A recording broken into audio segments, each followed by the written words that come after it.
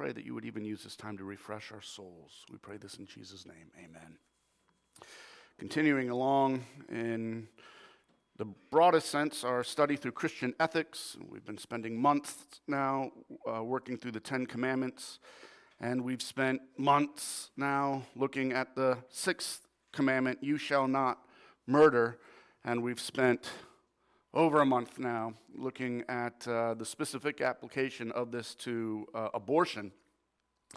And we've laid out the case for not only why the fetus from the moment of fertilization is in fact a person with value and demands in and of itself a right to protection and life, and therefore abortion proper is murder.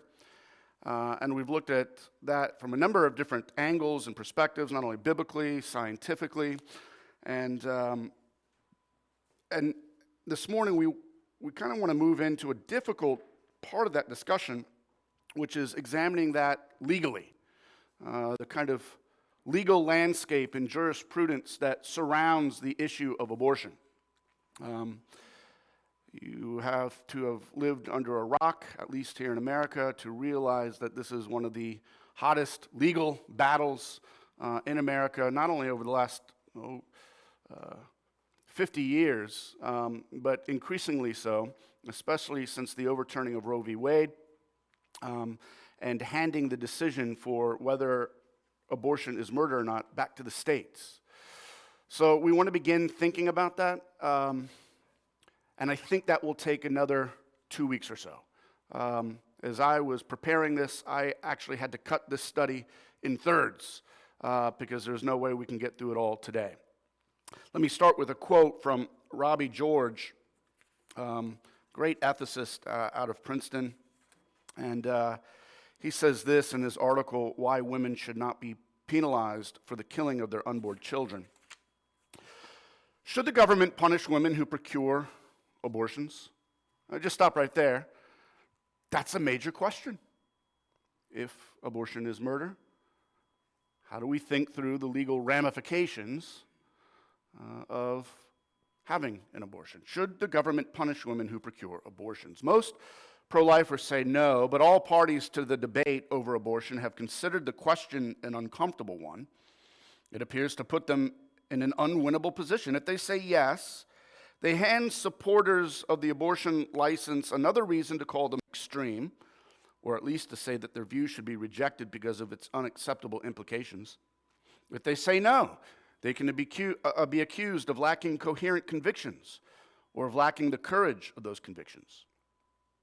The topic came up in Roe v. Wade itself, in his opinion striking down nearly all state laws against abortion. Justice Harry Blackmun noted that, quote, many states did not provide for the prosecution of women for cooperating in abortions performed on them. Parties in favor of allowing abortion, he pointed out, inferred from this fact that the laws had never been concerned with the protection of fetal life. The implicit argument, which Blackmun repeated without challenging, was that exempting the women from prosecution is incompatible with viewing the human fetus as a bearer of a right to life, a person. Listen to that. Here's the Supreme Court judge who was the instrumental judge in legalizing abortion in the United States. And his argument was that before Roe v. Wade, states that banned abortion didn't punish the woman. The criminalizing of abortion was penalizing the doctors, but not the women. And his argument was, well, see, you're inconsistent. You've never really fully held that this is a life. If you did, every state would have penalized the woman. Donald Trump recently stumbled over this topic, asked whether women should be punished for seeking abortions once they are prohibited. He said yes, perhaps under the impression that this answer logically follows from prohibition, or under the impression that pro-lifers would find this answer appealing. But pro-lifers were generally appalled by the answer, and Trump quickly retreated from it. Most pro-lifers say they have no desire to punish women who seek abortions. All the major pro-life organizations share this view. The Republican platform, after declaring that unborn children have a right to life, affirms, quote, our moral obligation to assist rather than penalize women challenged by an unplanned pregnancy. Anti-abortion laws traditionally have shown no interest in punishing the women. On this point, at least Blackmun was correct. Indeed, he understated the truth. Most states had explicit exemptions for the women, and the rest had exemptions in practice. Clark Forsyth has pointed out that there was no documented prosecution of a pregnant woman under an abortion law anywhere in the United States between 1922 and 1973, the year Roe was decided. Some pro-lifers, however, believe that to be consistent, they should seek legal penalties for abortionists' clients, and others resist that reasoning, but are not sure why it's incorrect. The rest of Robbie George's article goes on to defend why he thinks it's wrong to penalize women. And we'll look at that argument in more detail next week. But he lays out, I think, the problem in a fair and provocative way. How do we think through laws? And when you make laws against abortion, you have to think through, well, what are the penalties for criminalizing this and who's culpable? Questions that need to be considered: if abortion is morally wrong, how should law treat it? If governments make laws to protect the lives of the preborn, who bears criminal liability for abortion? How should legislation be structured? Should it be just state by state, or ought there to be a federal law? Should Congress make law for these United States? In today's legal world, where abortion is not criminalized, we want to think also through questions like, should governments pay for abortions? How do we think through our taxes and policies that are supporting the proliferation of abortion in other countries?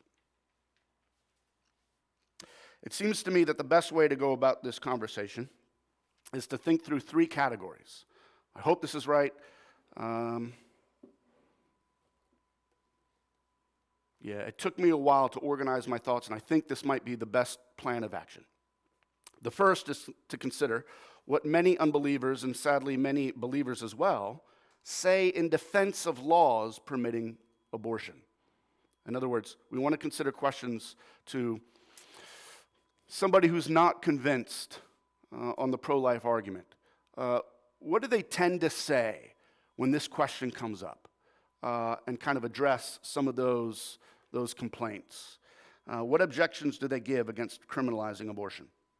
Second is dealing with the current legal realities of today and answering ethical and legal questions from a Christian worldview in light of what is. So in other words, I'm trying to make the distinction here. We can think idealistically about what the laws ought to be, but we're not even there yet right now. Let's first at least think through some distinctions on what the laws are now.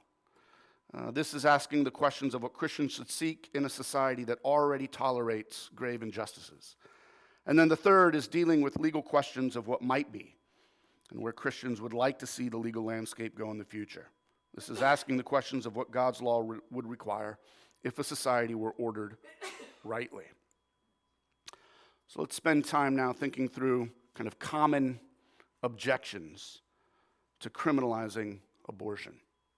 I was talking to a family member this week while working on this. And this family member, I don't think their convictions are kind of well laid anywhere. I'm not sure they thought through it deeply. And you could see this person's eyes get really big, almost scandalized. Wait, your church is talking about whether or not to penalize women who have abortions? How could you ever think through something like that? To which I responded, well, you always need to think through the implications of moral conviction.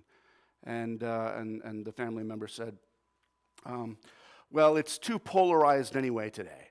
This is a pie-in-the-sky kind of question. There's no way laws in defense of the pro-life movement are going to be enacted. To which I said, well, that's exactly what the antebellum southern state said before the Civil War. How dare you think through making laws to outlaw slavery? And I said, we would all agree, wouldn't we, that we're glad that there's now laws outlawing slavery? And the family members said, yeah, I guess you're right. I said, well, this is why we're thinking through this issue. First objection, aren't these laws a wrongful restriction of freedom? I mean, come on.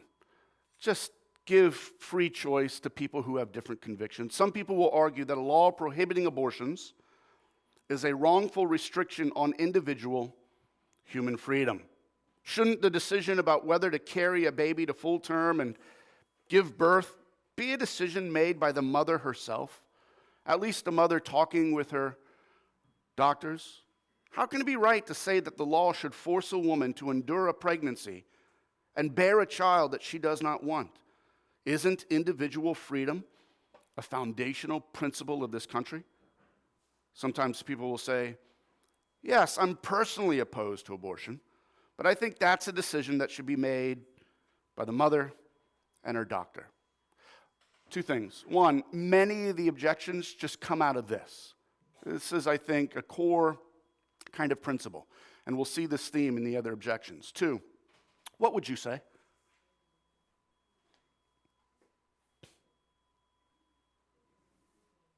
Jenny.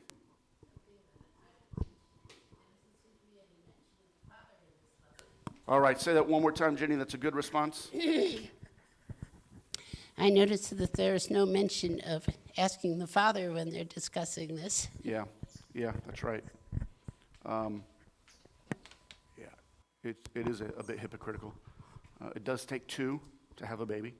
And the baby is, yes, the mother carries it, but the baby is both from the mother and the father. Anyone else? How would you respond? Jeremy? Yeah, I would be curious to ask the person, why are you personally opposed to abortion? You say that you're personally opposed, but you don't want to legislate it. Well, what's the basis of your personal opposition? Right. And is that not something, like, if it's a moral reason, Yep. then why shouldn't we apply that more broadly? Yeah, I think that's right. We'll talk about that more.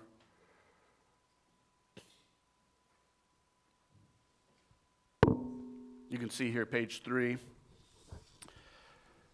Joe Biden has repeatedly said, my position is that I'm personally opposed to abortion, but I don't think I have a right to impose my view on the rest of society. In 2004, then presidential candidate John Kerry was asked about his position on abortion on Meet the Press. He said, I don't want abortion. Abortion should be the rarest thing in the world. I'm actually personally opposed to abortion, but I don't believe that I have a right to take what is an article of faith to me and legislate it to other people. In the meantime, the 2004 Democratic platform that he ran under said, because we believe in the privacy and equality of women, we stand proudly for a woman's right to choose, consistent with Roe v. Wade, and regardless of her ability to pay. We stand firmly against Republican efforts to undermine that right. Keith? Yeah, it's fascinating. The history of this argument is fascinating itself, and Al Mohler had a wonderful episode of The Briefing on this probably a few years ago at this point. And it was the genesis of the Kennedy kind of political aspirations, understanding as good Roman Catholics, or trying to be good Roman Catholics, right? How can we try to maintain our Roman Catholic convictions, which the Roman Catholic Church was very, very convictional on this issue at the time. Yeah, against abortion. But how can we win a broader political argument as Democrats while trying to maintain, and so they invited to their compound in Massachusetts a bunch of kind of more liberal bishops and cardinals in the Roman Catholic Church, and this is well documented, to say, what can we do? And the consensus of that meeting with Roman Catholic bishops and the Kennedy family was, well, make this distinction between your personal conviction and your political opinion, and what you would push for politically, and thus kind of more religious type on the left have made this argument ever since. Yeah, which is it's a rotten fruit of the Enlightenment era distinction that puts faith contrary versus to science and political science and all other kind of hard sciences or even soft sciences, so that faith and religion is something subjective and personal, and not to be brought out into the public square. And Christians ought to deny that distinction wholeheartedly. For instance, in response, individual freedom is of course important and should be protected, but the real question is not freedom in the abstract, but what appropriate restrictions the law should place on individual freedom. The law already restricts freedom in many ways that people agree on, based on moral conviction. The law does not allow me the freedom to drive while intoxicated, or steal my neighbor's car, or beat up on someone I don't like, or fire a gun inside the city limits. And surely it does not allow parents to put their living children to death. So the question is not human freedom, but whether the law should allow people freedom to take their child's life, if the preborn child is considered a human person. This is Jeremy's point. Is your opinion on this based on something moral and so transcendently moral that it ought to be the opinion of everyone else? Well, if the preborn child is a human person, the question is whether the government should allow people to commit murder against their own children. And a consistent Christian ethic must answer that the government certainly should not. All laws come out of beliefs, moral obligations. And therefore, the debate is not whether or not my beliefs ought to be imposed on other people.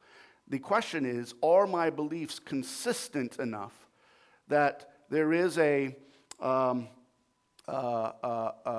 of moral order that we say, yes, this is not just a personal, private opinion of mine, but ought to be true for everyone else. It's a much deeper philosophical worldview question. Fascinatingly, just this week, perhaps you saw the news in Indiana, the Indiana State Court granted a permanent injunction barring the enforcement of Indiana's abortion ban. So in other words, Indiana has a strict ban on abortion. The courts just said, hold on, we can't apply that ban. Why? Because it might go against people's religious beliefs, which conflict with the law. In other words, in the name of religious liberty and the First Amendment, women should have the right and freedom to have an abortion if their religious beliefs demand such an action. It's a wild case. What do we think?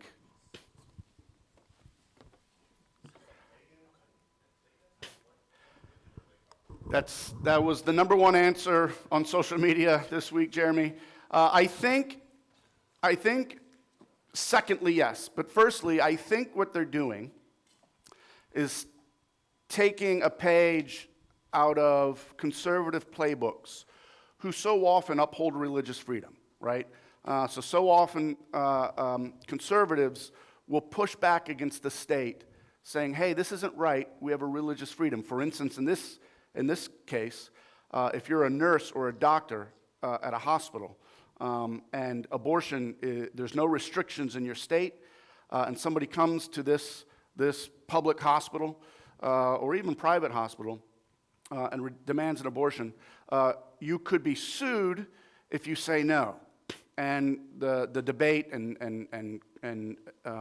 the cases that go to court are Christian doctors who say, no, I have freedom and religious liberty to say no because this goes against my religion. So I think they're taking a page out of that playbook and saying, well, we've got religious convictions too, and therefore we ought to be able to allow mothers to do it. But then, yes, it very well may be Molech worship. How would you answer, Keith? Yeah, I would want to ask them that if if a little group in your state decided to begin again the worship of Molech, Yes. and resurrect the Canaanite pagan religion, Right. and start sacrificing their live children to Yep, Molech, correct. would you be okay with that? Yes. And if no, then why are you drawing this line? Because they're one in the same line. That's the exact right answer, I think. That's how I would answer as well.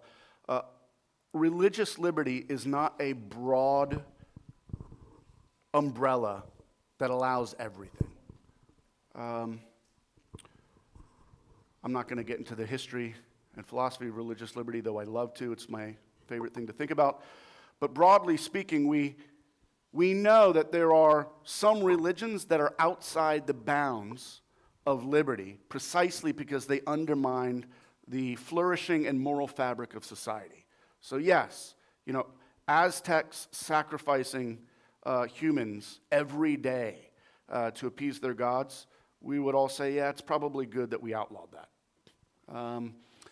Polygamy was outlawed. Incest was outlawed. Adults marrying minors, which is broadly practiced because of religious convictions in many places across the world today, is outlawed because it's immoral. So we all have categories of saying, no, religious liberty has limits. And I think Keith is right. If you're okay with limiting it in these other things, then it brings the question back to square one.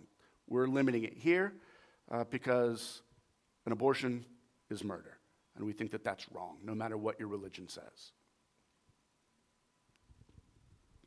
2, all children should be wanted children. This is a pretty subtle and sneaky objection. This is another popular phrase used by politicians who advocate for abortion. For example, New Jersey Democratic Senator Robert Menendez says on his website, quote, "I support women's reproductive rights, including the right to preventative options and family planning options. Regardless of a person's position on contraception and choice, I think we can all agree that the ultimate goal is to ensure that all children are wanted children. The benefit of allowing abortion, some people say, is that it gives mothers the freedom not to bear children they really don't want, children that might grow up to be neglected, abused, poorly cared for in any case. Why not allow abortions so that only mothers who really want their children will have them?" How might you respond?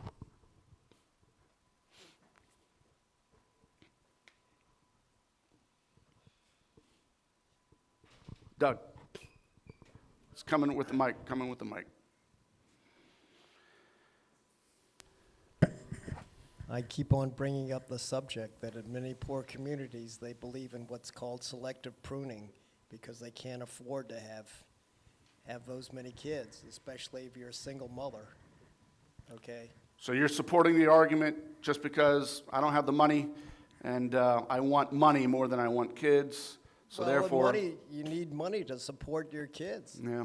And, sometimes... So you're not responding, you're agreeing, you're giving more fuel to the fire.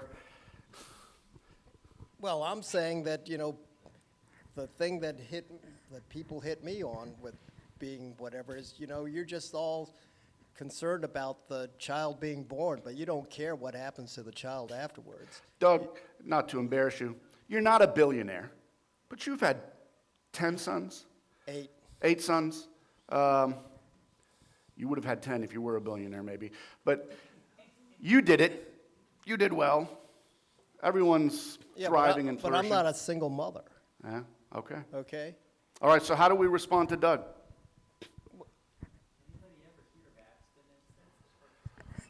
All right, so Tammy says one great option is abstinence, a level of self-control. If you're not financially nor emotionally ready to have children, then don't have children. I think that's a good answer, actually. Keith, and then Christian? Yeah. Well, first of all, since when does our personal feelings determine morality? Yes. Right. Like you put the cart before the horse a little bit. Yep. And so that's bad. But I would also almost want to play a little thought experiment with them as well to say, all right, well, if let's take this down the road. If let's go back, 50 years before you had sonograms and you knew if it was a boy or girl, and if your argument still holds, and you had a girl born, but you wanted a boy because you wanted to take him hunting and fishing and all this stuff, would it be okay for you to then kill the child then? Right? Because that's an unwanted child. I wanted a boy. And obviously they would answer no and say, okay, well then why are you applying the standard that you wouldn't apply back then? Why are you applying that now? You have a false sense of morality and conviction on this issue because you're not consistent. Mm-hmm. Good. Christian? I was going to argue that if our ultimate goal is to use the law to make sure all children are wanted children, I think that follows from the argument here, then we should also outlaw any, procreative activities that tend to lead to conception if the parents are not looking for a child, because that also creates unwanted children. So In other words, laws that prohibit premarital sex. Yeah. Yeah. And not just that, I think it would extend further, because there are some married couples who don't want more children, Yeah. and who quote unquote abort their children. So I think that it's not necessarily feasible to enforce, but I think that premarital sex, but also any kind of sex really that would lead to, so in other words, all unprotected sex should be outlawed. Because they lead, that is if the parents don't want Outside the context of marriage. Well, Even within marriage. You want the state to I'm trying to show the absurdity of the argument. Okay, I see what you're saying. Okay, I'm 'Cause trying to show the absurdity. You're the most Ghanaiest Puritan I've ever met, man. The what? Perhaps moving on. Just to kind of get back to what Tammy said, I think it's good. The inevitable pushback will be, okay, but what about for rape and incest, where the mom didn't have a choice Yep. in abstinence? Yeah, good. That is going to be the pushback in that, because it always is. Yep. And so that's the next question to think through in relationship And to what would you answer to that? I think one very good way to do this, and this I got this from Allie Beth Stuckey on her episode of Jubilee. She said, "Okay, let's. Would you grant then that all other abortions are wrong, right? Like if I make the exception, and Yep. I'm not going to, but if I make the exception, Yeah. would you be willing to then outlaw all the other ones? Yep. If this is going to be your argument, Right. are you willing to do it? Yeah. Because that's only less than 1% of all abortions Yep. are in those cases. Yep. And inevitably they're going to say no, Yeah. because that's not the true reason Yeah. that they're making the argument. Yeah, and they're making the incremental argument to say, Yep. come on, give more and more. yeah, and you quickly undercut them by asking that Yeah, question. that's good. My answer, I was asked that very question by this family member. Well, what about in the case of rape? And my go-to answer is, why does the child have to be punished for the crime of the father? If anyone dies here, it must be the man who raped the woman. And I'm all for laws that will give the death penalty if that person is caught. But don't penalize the child for that crime. Also, there's the option of adoption. And I think the state should set up laws to help care for these women in these very tough situations, to do all that they can to support them financially, emotionally, if they're put in a very tough situation, not by their choice. Herman? Here's the mic. All children, even the unborn, have a right to life, Yes. regardless of the circumstances right. of the parents. Yeah. Yeah, it's a wonderful truth that babies don't decide when they're born, right? Therefore, they are never culpable for the decision of their parents. They are the result of the decision of the parents. And sometimes that decision is an evil, wrong one, like in the case of rape, but not the child. If we consider the preborn child to be a person, then this argument is merely another way of saying that people should be allowed to kill other people that they do not want to care for. In particular, parents should be able to kill the children that they do not want to care for. Once a child is born, would we say that a parent who does not want to care for that child any longer should have the right to put him or her to death because all children should be wanted children? Well, surely not. This is a horrible thought, but it is simply the logical conclusion of the all children should be wanted children argument. This is really a bankrupt moral argument, one that so devalues human life that it values a mother's desire for convenience more highly than the right to life of a child made in the very image of God. Keith said, putting the cart before the horse. 3, well, I'm personally against abortion, but I just don't support laws against abortion. We've kind of already seen this, but this is a more focused species of this argument. This argument is made by a number of politicians who do not want to appear to be supporting the idea of killing preborn children, but still are committed to protecting the legal right of women to have an abortion if they choose. Presumably, if they were asked for advice by a pregnant woman, they would tell her that they would personally recommend that she not get an abortion. But the decision, of course, is still up to her. How would you respond?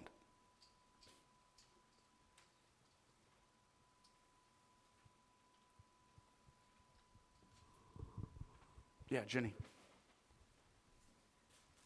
Thanks, Andrew. Isn't the whole idea of having laws to try to prevent evil and to promote good? And how can you say that oh, well, you just want to go and bump off this person who's inconvenient to you? That's evil. Yeah, that's right. The whole point of laws and government enforcing laws is to uphold the good and stop evil. And our conviction is, and apparently their conviction is too, abortion is evil. It is murder. So it's inconsistent to say, well, the law shouldn't reflect that. This argument fails to understand the difference between personal moral persuasion and governmental laws. If we really believe that an action is taking innocent human lives, then we will not be content to depend on moral influence to stop it. Again, I do this all the time. Bring out antebellum South. Certainly you would have been in support of laws to outlaw slavery, right? You would have been on the side of the North. Oh, wait, no, you are a Confederate? And people are, no, I'm glad we've outlawed slavery. Well, I agree, and I think killing a person is actually worse than enslaving a person. And I think you do as well. So why are you okay with supporting laws for that, but not for this? The position would be similar to saying, I'm personally opposed to drunk driving, and I wouldn't personally recommend drunk driving, but I don't support having laws against it because I think individual drivers should have the right to decide for themselves whether to drive when drunk. The fact of the matter is that apart from legal enforcement by the government, many people will foolishly decide to drive while intoxicated and will actually kill other people through their wrongful choices. Government is instituted by God to protect us from such wrongdoing by others. This argument is, in fact, a subtle attempt at changing the subject. The whole subject under dispute is not personal preferences of individuals, but what the laws of a government should prohibit. Just as we would not say, I'm personally opposed to murder, but I don't think there should be any laws against murder, so it seems naive and I think misleading to say, I'm personally opposed to abortion, but I don't think there should be any laws against abortion. 4, we should reduce the causes of abortion, but not have laws against abortion. Really the same argument, but a different shift in focus. Similar position to I'm personally against abortion, but don't support laws, is that of Jim Wallace in his book, God's Politics. Really a horrible book. Wallace says that the abortion rate in America is much too high for a good and healthy society that respects both women and children. And he recommends really targeting the problems of teen pregnancy and adoption reform, which are so critical to reducing abortion, while offering real support for women, especially low-income women, at greater risk of unwanted pregnancies. But this is just changing the subject. The subject under discussion is laws about abortion. The specific question is, what should the laws about abortion be? Should laws prohibit abortion, with certain exceptions, or not? Saying we should try to reduce teen pregnancy in order to stop abortion is like saying we should support Alcoholics Anonymous in order to stop drunk driving, or we should support job creation to stop stealing, or we should support anger management clinics to stop murders. Okay, sure, those are helpful social programs, but they alone will not stop those crimes. Example, this comes back to the question of one's worldview assumptions. Is the ultimate cause of wrongdoing something in society, and therefore we should just give more money to support low-income women who become pregnant, or is it that people make sinful choices to kill their preborn children? So laws should hold people accountable for those choices. I think the answer can be both, but we should not use the first part of that answer to say, well, don't care about laws, the second part of that answer. We live in a fallen world. People are sinful, and despite the best help, sometimes will still make sinful decisions, and therefore laws should be put in place because of those decisions. Keith? A little, perhaps, devil's advocate for you to play with. If I was listening to that, I would make the argument, well, Steve, your analogy isn't quite right. It's not the same as supporting, if we want to relate it to alcohol and drunk driving, it's not like relating it to supporting Alcoholics Anonymous. It's akin to prohibition, where we did make laws against alcohol, and look at the absolute chaos that ensued in our country because, it just, and this is probably going to be an argument that you're going to get into later, purpose to exaggerate crime and create black markets and things like that, and it became unhealthy and dangerous for people. And so we've learned the lesson that you can't legislate morality, so we probably shouldn't ban abortion, right? Because we tried that with alcohol and it didn't work, and we had to repeal it. That's how they would probably respond to your argument. Yeah, that's good. I don't know, just off the cuff, and I'd love to hear what you guys think. Yeah, sure, they are different. And I am against prohibition. But murder is, by nature, different. And therefore, I'm always in favor of prohibiting all murder. Something like that. Christian? I was going to argue that laws in favor of abortion are causes of abortion. Because Say it one more time, Christian. laws in favor of abortion are causes of abortion because they create the idea that this is acceptable, this is normal. All law teaches. Yeah, that's true. Yeah. So we should get rid of that too. Keith, you don't believe that all law teaches? Yeah, you could perhaps make the scriptural argument that the law does the opposite. It increases. Well, maybe that's his argument. I don't know, right? It Paul sounds makes like, I don't know. I'm just thinking through it because of the way he phrased it. A law in favor of something. Yeah, I a think law allowing something. Yeah. I think there's an opposite. A law banning something increases the sin, I think, is perhaps the scriptural argument. Right.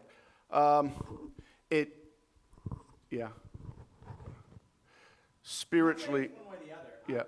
And perhaps they're two different things. Yeah. But I don't know that necessarily holds water. Right, yeah, the classic Reformed take on the law as the Ten Commandments is that there's three purposes to it. To point out your sin, and that's where it increases sin. Paul says, had it not been for the commandment, thou shalt not covet, I would not have had covetousness bubble up within me. No one came in here this morning thinking, I really want to throw a chair through this window.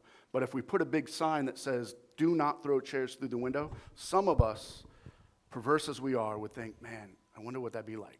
It would bubble up within you. So that's the first. It confronts what's already there in your heart to rebel. The second use of the law is that it teaches. The law is still good, and it teaches us what's moral and right. And then the third use of the law is that it, broadly applied, it restrains evil in society. Yeah. And another part of the discussion, too, that we haven't really engaged in is the debate between is politics and jurisprudence downstream stream of culture or upstream? Yeah, So right. so what comes first, a cultural change Yeah. or a political jurisprudence change? I think history bears out generally it's culture change happens first. A la Obergefell 2015, there was already the winds of cultural change. Perhaps there was a even more societal epidemic afterwards, but Yeah. I think there's a discussion I think there. they're self-reinforcing, more like a snowball effect. So the legalization of marijuana has, I think, made marijuana culture far more problematic if it wasn't legalized. So I think there can be a both and there with that one. Just by and by, we'll probably get to drugs and marijuana in our ethics class, but more and more increasingly the studies are coming out, especially with the current kinds of marijuana that's legally being ingested or smoked or whatever. It's skyrocketing psychosis and schizophrenia and bipolar. It's having a huge adverse effect on American minds. I always say, turns out Nancy Reagan was right. Yeah, just say no. That's right. Good old Nance. What Jim Wallace refuses to say in God's politics is that we should have laws that prevent women from taking the lives of their preborn children. Our laws should protect human life. The main difference between conservatives and liberals on abortion is how they answer this question. Should it be against the law to kill your preborn child? I believe it should be against the law, except in instances to save the mother's life. Certainly, we also should give support to low-income women who are pregnant, but both sides agree on this. The solution is both maternal support and laws. Isaac, do you have a thought? I felt your brain turning. No? Okay, great. Doug?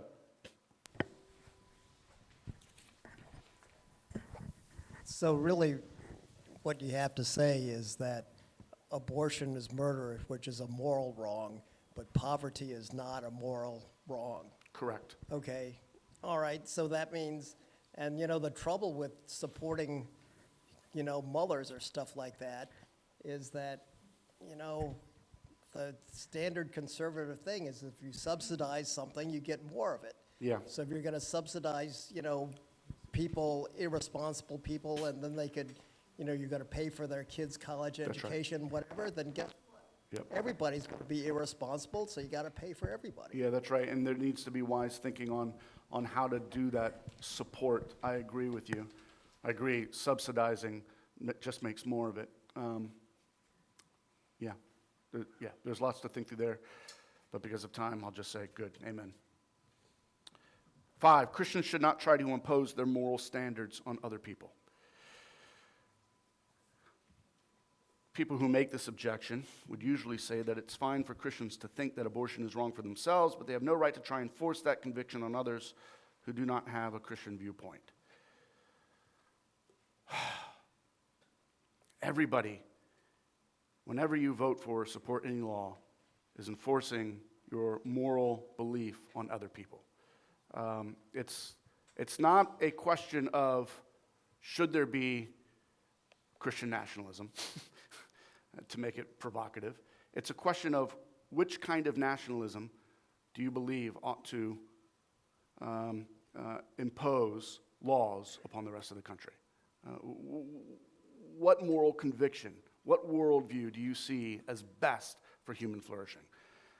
In response, it must be said that many of our laws are based on moral convictions that are held by the vast majority of the population. The laws against murder are based on moral conviction that murder is wrong. The laws against stealing are based on moral convictions that stealing is wrong. Laws against polygamy and incest are based on moral convictions that these things are wrong. Laws against sexual harassment or adults having sex with minors are based on conviction that those things are wrong. We could multiply examples by the thousands from all areas of the law. So the question is not whether laws should be based on some moral convictions, but whether laws about abortion should be based on objective moral convictions. Which moral standards support laws against abortions? There are 2. 1, people should not be allowed to murder other people. I think almost everybody would say, yes, I agree with that. 2, the preborn child should be considered a human person and should be protected as a human person. That's the debate. No doubt almost everyone would agree on the first principle, so the question really involves the second point. whether the preborn child should be considered a human person worthy of legal protection. In our system of government, Christians cannot impose their moral convictions on anyone willy-nilly. We vote for representatives. There is a democratic, Republican, representative system that we have in place. But everyone in the nation is free to attempt to persuade others about the moral convictions that should be the basis for various laws. So a more accurate way of phrasing this objection is not that Christians should not try to impose their moral standards, but rather, you Christians should not try to persuade others that the preborn child is a human person and deserves the legal protections due to human persons. Well, when the objection is stated that way, hardly anyone would agree with it. Surely our nation was founded on the ability of citizens to speak freely about their convictions and try to persuade others and thereby try to influence laws. That's what it means to live in a democratic republic. In fact, the First Amendment guarantees freedom of speech and freedom of the press, assuring us that people of all persuasions are free to argue and attempt to persuade others about what kinds of laws should be made. Finally, Christians should not view these convictions about the personhood of the preborn child as our moral convictions. We did not make them up out of our own minds. We have found them written in nature, natural law, science, and written in the Bible, special revelation and biblical law. As both nature and the Bible presents these as not mere human opinion, but the moral standards of God himself, nature does because the heavens declare the glory of God. Well, this he holds all people in every nation accountable. It does seem right. Let me add to that. It is loving, therefore, to our unbelieving friends who don't want laws prohibiting abortion. It's loving to them to persuade them, but also to set up laws, because not restricting them from giving in to this sin, they will bring more judgment to themselves. I do think laws teach. Yes, I want them to repent and believe in Jesus Christ. That is their only hope for life and salvation. But punishment is punishment, and hell is hell, and every sin will be held accountable for eternity. And it is loving to at least restrict and restrain our neighbors from giving in to their basest desires. And I think that's a fine argument to make for this. It does seem right for Christians to attempt to persuade others that the moral standards found in the Bible are correct and should be used in human government. It was on the basis of this conviction that Paul did this, John the Baptist did this, and even Daniel against King Nebuchadnezzar did this. Let me end here in the last 2 minutes on the current legal landscape. After the Supreme Court overturned Roe v. Wade in 2022 through Dobbs versus Jackson Women's Health, the abortion regime changed dramatically. Key features of the legal landscape as they are today: there's federal neutrality, state-by-state abortion laws, highly polarized political culture.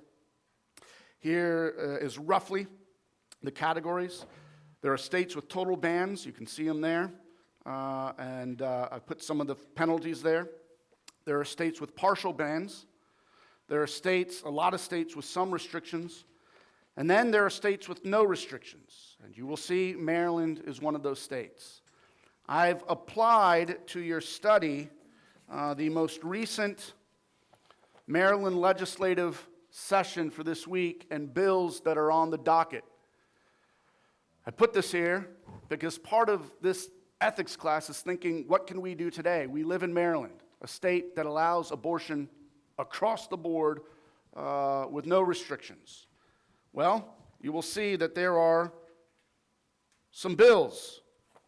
I think right there at the bottom of the first page: Public Health, Women's Health Care Data, Report Health, House Bill 1451. This bill would lay the foundation for getting far more accurate information about the real state of abortion in Maryland, a vital contribution considering how fanatically pro-abortion forces have resisted exposing the facts of abortion in Maryland.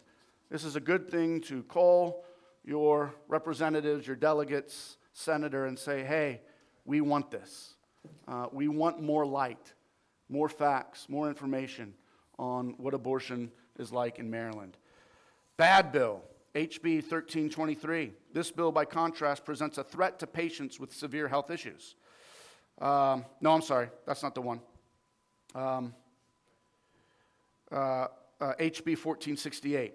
This bill threatens life. It mandates, its mandate of the safe discharge labor plans are extremely likely to be used to pressure hospitals, including religious hospitals, to support or refer for abortions by preventing them from discharging patients who only want abortions, which the hospital does not perform. This is good to write and talk to your representatives and say, this is bad. We don't think that this should go through. They represent you. And if they get enough phone calls and letters saying, hey, you know, your district, I'm part of your district, I voted for you, and if you go through with this, I'm not going to vote for you, that's representative pressure that we can put on them. You can read through the rest of that. We're out of time. We'll pick up next week with thinking through the current legal landscape as it is. Let me pray.